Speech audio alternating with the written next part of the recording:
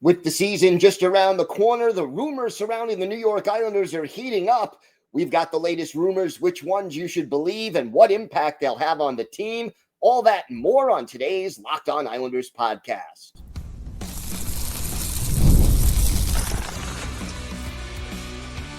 You're Locked On Islanders, your daily podcast on the New York Islanders. Part of the Locked On Podcast Network, your team every day. Welcome, everybody, to the Monday edition of the Locked On Islanders podcast, part of the Locked On Podcast Network, your team every day. I want to thank everyone who makes Locked On Islanders your first listen every day. Don't forget to subscribe on YouTube or wherever you listen to podcasts so you never miss an episode. Today's episode is brought to you by FanDuel. Download the FanDuel app now by visiting FanDuel.com and win $300 in bonus bets if your first $5 bet wins. I'm Gil Martin. I've been covering the New York Islanders for almost 2 decades, and I wrote the book Ice Wars on the history of the Islanders' rivalry with the Rangers from 1972 to the modern era. So glad you could join us today to talk a little Islanders hockey. And wow, we are now, about 10 days away from the start of the Islanders season, and we've got a lot to discuss on the show. Lots of rumors heating up. We'll talk about which rumors make sense, which rumors are far-fetched, and what it all means for the team. The team also trimming down the roster. We'll go over that and their new line combinations in training camp and what all of that means for the upcoming season. Let's get started with some of these rumors. And there are 3 rumors that we're going to address today. Some of them, I think, do make sense. Some of them a lot less so. And we're going to talk about all of them. The biggest one, I think, first, let's start with the captain, Anders Lee. And everydayers, we've talked about the fact that this Islanders team is in a retool right now. Yes, publicly they're saying, hey, we think we can make the playoffs this year, and it can, but a lot of things do have to go right. And there is a report basically about Anders Lee from Pierre LeBrun of The Athletic. And it basically says this: if the Islanders aren't in a playoff spot, perhaps Anders Lee would be open to a trade. All options are on the table, and neither side seems particularly stressed by it. I think this makes a lot of sense, and it's a wait-and-see attitude. We know Anders Lee is in the last year of a 7-year, $7 million a year contract with the Islanders, and he will hit free agency next offseason unless the Islanders opt to re-sign the 35-year-old winger or trade him. And the wait-and-see part makes sense. If the Islanders are contending for a playoff spot realistically or exceeding expectations this year, does it possibly make sense to extend Anders Lee if it's a short term or like a 1 or 2 year deal at a very heavy hometown discount? Yes, it does. If the New York Islanders are out of it by, before the trade deadline, does that make sense for them to move on from Anders Lee to get a pick or a prospect or an NHL-ready player or a younger player, maybe a 25-year-old who can fit into that middle 6 spot for the Islanders? Yeah, that would make sense. And I still think Matthew Darche needs to think more of the long term than the short term. I believe, and everydayers, you've heard me talk about this, the ceiling for this team this year is probably where it's been the last 4 or 5 years. You barely make or barely miss the playoffs. That's the ceiling if everything goes right. And to me, the more important factor is, where is this team in 2 or 3 years? Are you building? So wait and see for Anders Lee makes sense. And if the Islanders are going to go full retool or even go rebuild if the bottom falls out this year, I could totally see Anders Lee saying, you know what? I'm 35. My career is running down. If the Islanders can trade me to a team with a legitimate chance to win a Stanley Cup, I'm willing to take that chance. And he could always, if he really loves Long Island, come back and re-sign for that hometown discount if the Islanders want him. And he wants to come back next offseason. But I think this rumor does indeed make sense. The next rumor that was discussed, and this one I also believe does make sense, is the possibility that the Florida Panthers could have some interest in J.G. Pageau. Friday, the Panthers announced that their captain, Alexander Barkov, will have surgery on his right knee and will likely miss the entire season. Barkov, heart and soul guy, a leader, great defensively. We know what he could do offensively. And here are the Panthers trying to three-peat. And we already know that, they're going to be without Matthew Tkachuk, at least until December. Now you've lost Barkov. And they need, if they want to truly contend, a defensive center would be a very important addition. You've got J.G. Pageau. He's in the last year of his $5 million per year deal.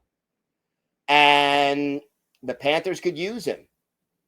We also know that right now, Cal Ritchie looks like he can step in and play in the NHL. Would he be as good as J.G. Pageau right away?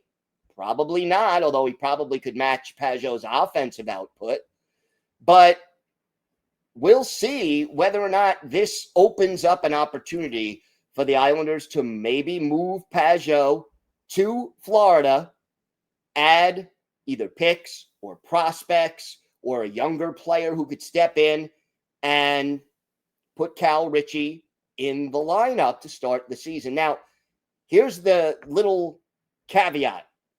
The Panthers don't have a first-round pick this year, don't have a first-round pick the following year. They don't have a first-round pick till 2028. Now, that doesn't mean you can't get a first-round pick. You could always involve a third team in the deal, so that's always a possibility. Or you get a younger player or a prospect and you fill in those blanks. Again, to me, the more important thing for the Islanders is building for down the road when Matthew Schaefer and hopefully Cole Yzerman and Cal Ritchie are all starting to hit their stride. And I'm a little less concerned about, this year. Not unconcerned, but a little less concerned about this year. So we'll see if there's any truth to these rumors. Again, I think it makes sense. And I think it's something that if Bill Zito calls Matthew Darche and says, hey, I'm interested in J.G. Pageau, I don't think Darche hangs up the phone and says, sorry, not available, and just ends the conversation before it even begins. We'll see if it's even possible to work out that kind of a deal, but that's where we're at right now, and those rumors are indeed out there. Now, the third rumor that's out there, in my mind, does not make as much sense. And it has to do with Patrick Roy and whether or not he's on the hot seat. And ESPN's Greg Wyshynski talked about that he said, basically, that, Roy signed a 3-year deal in January of 2024 when Lou Lamoriello hired him. And now you have a new GM who may be looking to bring in his own guy. And that means that Roy could be a lame duck. And his quote-unquote bold prediction is, whether it's in season or in the off-season, St. Patrick will be voted off the island. I don't think that the seat is that hot for Patrick Roy. And here's why. The Islanders just missed the playoffs last year. Granted, there were a lot of injuries. But if Matthew Darche wanted to bring in his own coach, he had every opportunity to do it as soon as he was hired. All he had to do was say, you know what? I don't think Patrick Roy is the guy I want as my head coach. I'm bringing in whoever I'm bringing in, and that's what we're doing. Second of all, while management is not admitting it publicly, this is a retool. Yeah, they're trying to do the retool on the fly. Everyone's trying to be the next Washington Capitals. I get it. But I think there is a cushion here for Patrick Roy that even if the Islanders miss the playoffs this year, and most people think they will, even if they miss the playoffs, unless two things happen, I think Roy is not on the hot seat. The first thing is obvious. If the team just falls apart, if he loses the locker room, if they just bottom out where, they are 30th or 31st in the league in points, they're terrible, the team just doesn't respond to Patrick Roy at all. And then the second alternative is this. If the young players, if Matthew Schaefer and Cal Ritchie, and if he comes up at the end of the year, Cole Yzerman, whoever, Isaiah George, these younger guys, Shabanov, if these young players don't develop, if Roy doesn't help them get better, I could see maybe the Islanders saying, Patrick, it's been great, but we're moving on. But those are not expected. Those are more on the bottom falls out and really bad things happen. So, if this team misses the playoffs again by 9 points this year, I don't necessarily think Patrick Roy is gone. So I think that projection, that prediction, that rumor is jumping the gun significantly. I'm not saying it's impossible, but I think Patrick Roy is more secure than that. I think that's somebody from the outside looking in rather than someone from the inside discussing the actual goings-on inside the Islanders front office. But we'll see. But those are the rumors that are out there, and we'll see how it all plays out. The Islanders made some roster cuts over the weekend, and the roster is becoming clearer. We'll talk about that, plus new line combinations. And for our Islanders' birthday of the day, a player who was with the team in the late 2000s and early 2000 teens, who rode the shuttle, or the ferry, I should say, from Bridgeport to Long Island. We'll talk about him and his impact on the team. We've got all that and more next on today's Locked On Islanders podcast. Today's episode is brought to you by Monarch Money. Most people can't name all their financial accounts or even what they're worth, whether it's 401ks, properties, or investments. And when you don't have the full picture, you can end up leaving money on the table. That's why there's Monarch Money. It's an all-in-one personal finance tool that brings your entire financial life together in one clean, easy-to-use interface on your laptop or on your phone. Monarch is built for people with busy lives. If you've put off organizing your finances, Monarch is for you. Monarch does the heavy lifting for you. You can link all your accounts in minutes, see clear data visuals, get smart categorization of your spending, and finally feel in control of your money without ever touching a spreadsheet. And if you and a significant other share accounts, this is a great way for both of you to stay on the same page. So don't let financial opportunities slip through the cracks. Use code LOCKEDONNHL at monarchmoney.com in your browser for half off your first year. That's 50% off your first year at monarchmoney.com using code LOCKEDONNHL.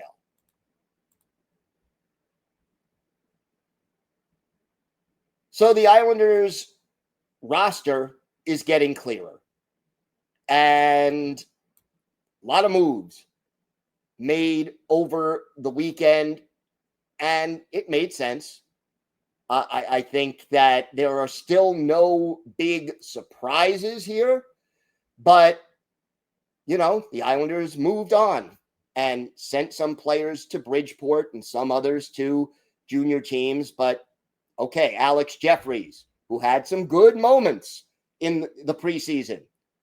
Joey Larson, Matt Maggio, who also had some good moments. Callie Odelius, Cam Thiesing, Henrik Tikkanen, all headed to Bridgeport.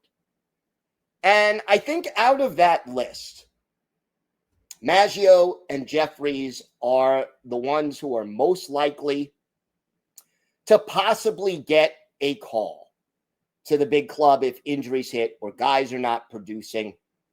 It would not shock me at all if either one of those guys at some point this season play in the NHL, and I would welcome that. Then the Islanders also placed 4 players on waivers Friday. Liam Foudy, Julian Gauthier, Cole McWard, and Travis Mitchell. They clear, they head down to Bridgeport as well, and Bridgeport opened up their training camp, so that is underway right now. And there are still battles as of right now in training camp. And I think what we're seeing basically is, the guys who are left are the guys doing the battling. So you still don't know who the top 12 forwards are going to be, who the 2 reserve or extra forwards are going to be. Right now, you got 4 guys too many as far as like a lineup of 12, which is what you play every game. So you got 2 guys who are going to probably head out of here to the AHL, and 2 guys who will be reserves, and then 12 guys who are going to be in your opening night lineup. And then right now, there are 2 extra defensemen, although I think it's pretty clear who's going to be sticking with the big team and who's heading down to Bridgeport.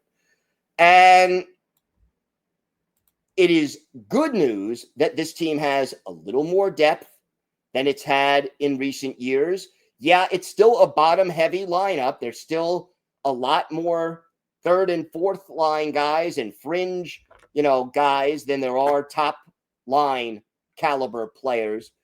But at the same time, there's more depth. There's more NHL caliber guys on this roster, and that at least is a good thing. And we'll keep an eye on all the transactions throughout the rest of training camp. Some sad news that I do have to report. Former Islanders trainer Ron Waski, who was the trainer during the 4 Stanley Cup years, he passed away. The team made that announcement on Sunday. He passed away at the age of 77. And the Islanders on X wrote, "The Isles are saddened by the passing of Ron Waski. Our thoughts and prayers are with Ron's family, friends, and loved ones." And he was with the Islanders from 1974 to 1984, was Team Canada's athletic trainer in the Canada Cup in 1982. And, sadly, passing away, and it's just sad at this point. He was a member of the Professional Athletic Trainers Society Hall of Fame since 2006 and is in the Hockey Hall of Fame in their section for trainers as well. So a part behind the scenes, but a big part of the Islanders' Stanley Cup winning teams. Ron Waski passing away at the age of 77, and we certainly send our condolences to him, his family, and the Islanders organization for his loss at this point in time. So the Islanders back in action tonight. They will be facing the Rangers. So we will certainly be talking about that game on tomorrow's show.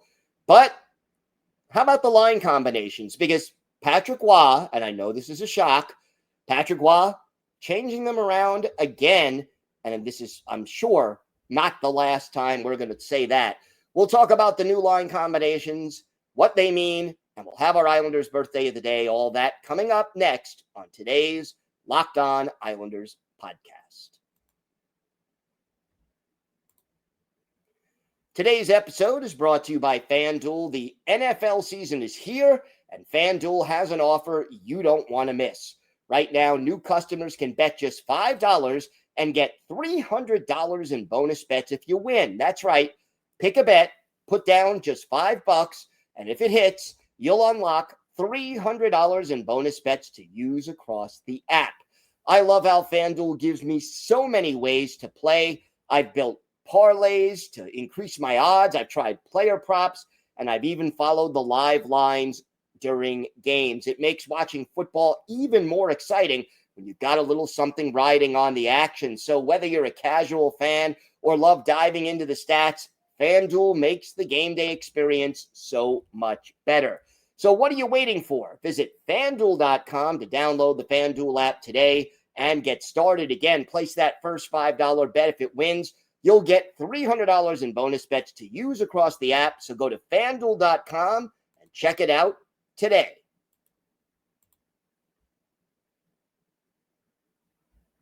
Line combinations. It's an issue.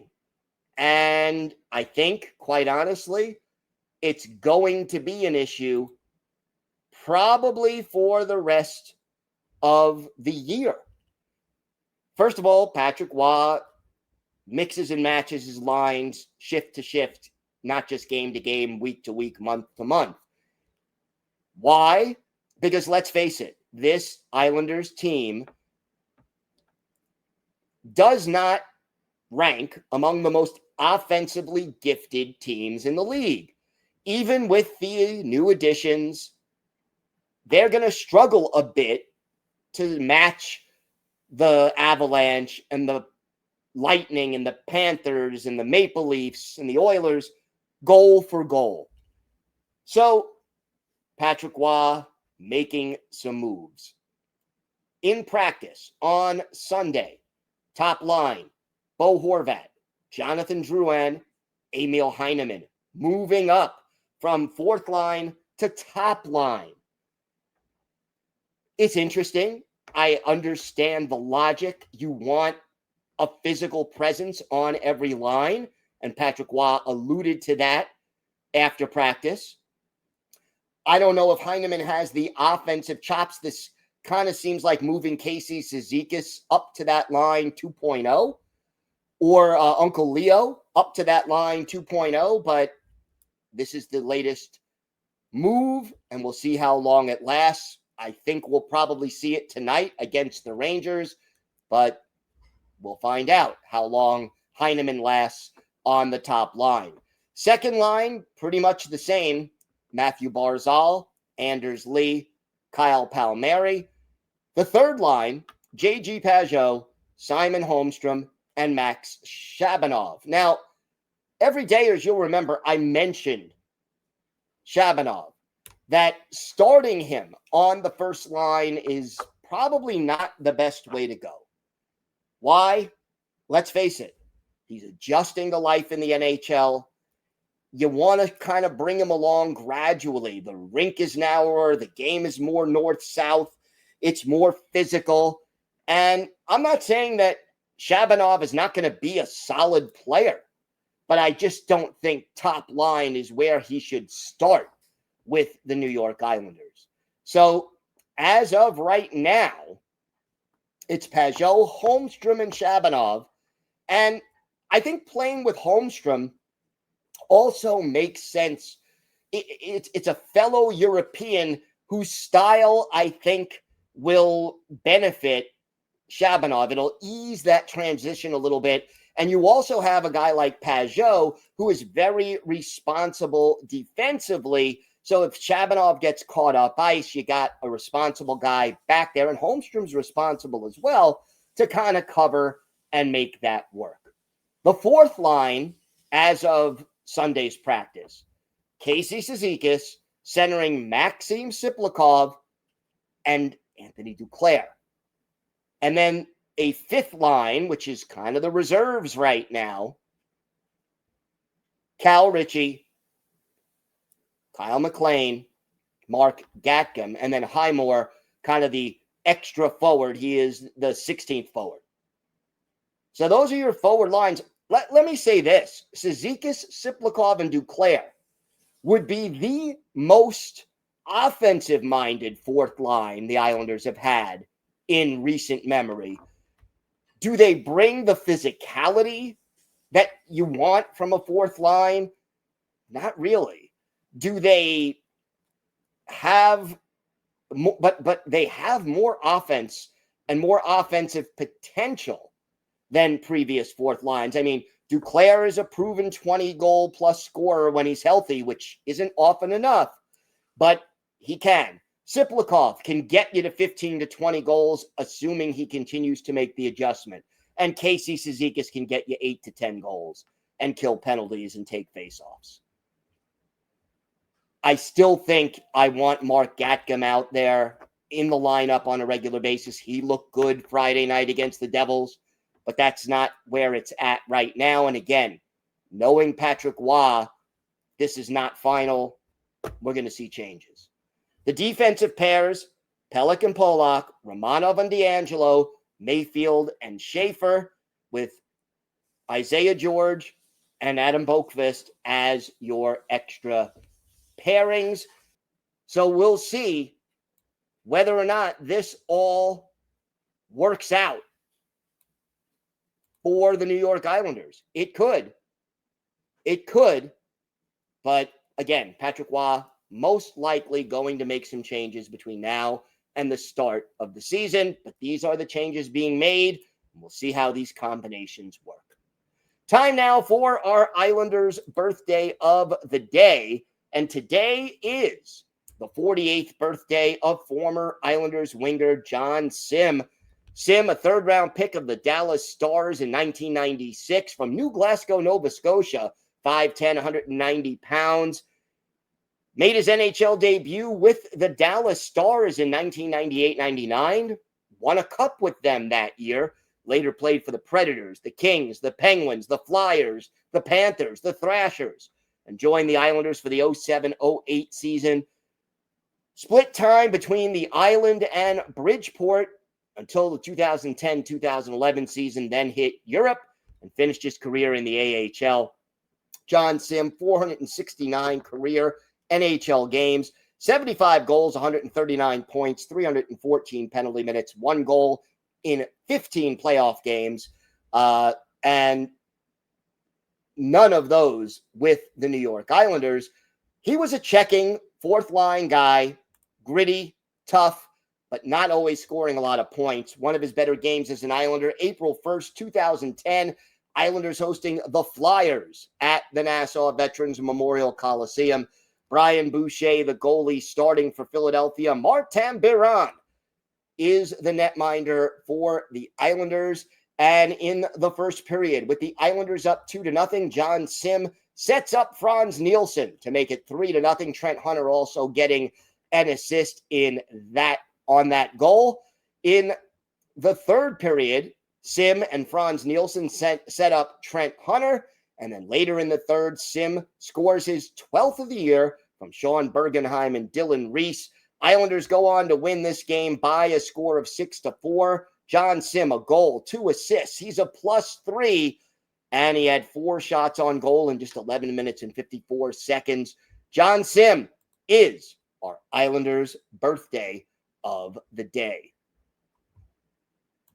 Thank you for making Locked On Islanders your first listen every day. For your second listen, go find Locked On Fantasy Hockey. Steele Roden and Flip Livingston provide daily fantasy tips to give you the edge over your league mates, all while making you a smarter hockey fan. Find Locked On Fantasy Hockey on YouTube or wherever you listen to podcasts. It's part of the Locked On Podcast Network, your team every day. If you have a question, a comment, maybe a topic you'd like us to discuss on a future episode, email us at lockedonislanders@gmail.com. And if you leave your first name and where you're from, we're happy to mention you on the show when we discuss whatever's on your mind. You can follow the show on X at Locked On Isles. You could follow me, Gil Martin, on X at Ice Wars, NYR VSNYI. We'll keep you up to date on all things Islanders all year long. And I am live tweeting during nearly every Islanders home and road game. It's great to talk Islanders hockey with you, game time or anytime. Everydayers, we're back tomorrow. We'll have all key takeaways from the Islanders game against the Rangers Monday night. So make sure you join us for that. And we'll have all the latest news and notes from training camp as well. Have a great day, everybody. Stay safe. And of course, let's go Islanders.